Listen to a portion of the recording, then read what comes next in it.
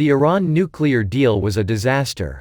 Despite Obama's repeated claims that the deal would prevent Iran from obtaining a nuclear weapon, Iran never saw it that way. Iranian Foreign Minister Mohammad Javad Zarif told CNN in January 2014, while negotiations were in progress, "We did not agree to dismantle anything." Zarif also claimed Obama was mischaracterizing the intention of the deal. The White House tries to portray it as basically a dismantling of Iran's nuclear program. That is the word they use time and again, Zarif said on the deal during the World Economic Forum in Davos, Switzerland. Iranian President Hassan Rouhani even bragged that world powers surrendered to Iranian nations will. When the deal was finally official, we had a deal Iran never intended to keep, was unenforceable anyway, and yet Iran got a windfall of benefits at the expense of the safety and security of the United States and our Middle East allies. The deal lifted economic sanctions, thus freeing $150 billion in fresh capital, which even Obama's Secretary of State John Kerry agreed could fuel military and terrorist activities. Kerry said in 2016, "I think that some of the money will end up in the hands of the IRGC or other entities, some of which are labeled terrorists." Obama himself admitted that his treasured nuclear deal wouldn't stop Iran from obtaining nuclear weapons. Iran refused nuclear inspections of military sites, despite Obama advisor Ben Rhodes promising they could be carried out anywhere, anytime. By September 2019, they were already using advanced centrifuges specifically prohibited by the nuclear deal, capable of enriching uranium into weapons-grade material.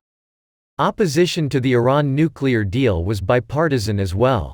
Chuck Schumer opposed the deal, arguing Iran will be able to achieve its dual goals of eliminating sanctions while ultimately retaining its nuclear and non-nuclear power.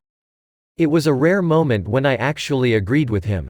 Even as Iran refused to abide by the commitments of the deal, they enjoyed access to America's financial system, and a huge influx of American taxpayer money, including the $400 million cash ransom given to them in exchange for 4 American hostages."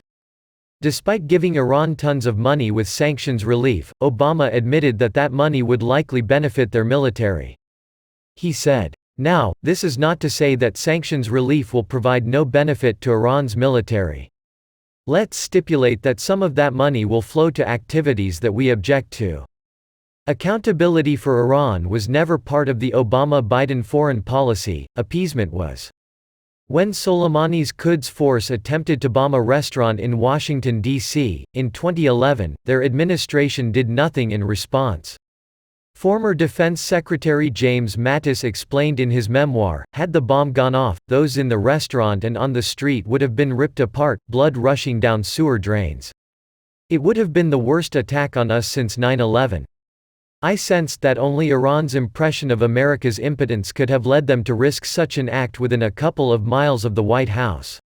Absent one fundamental mistake, the terrorists had engaged an undercover DIA agent in an attempt to smuggle the bomb, the Iranians would have pulled off this devastating attack." Mattis concluded that the failure to respond would make Iran emboldened to challenge us more in the future, which they did. While Biden joined the chorus of Democrats blasting Trump for the strike that killed Soleimani, Obama and Biden's own Homeland Security Secretary Jay Johnson said the Soleimani strike was a lawful military objective. The president under his constitutional authority as commander-in-chief had ample domestic legal authority to take him out. Years of Obama-Biden appeasement has led to the current situation we're in with Iran. Obama let Iran go unaccountable for years because he was desperate to get a nuclear deal with them that was unenforceable and did nothing to stop them from their objective, develop nuclear weapons.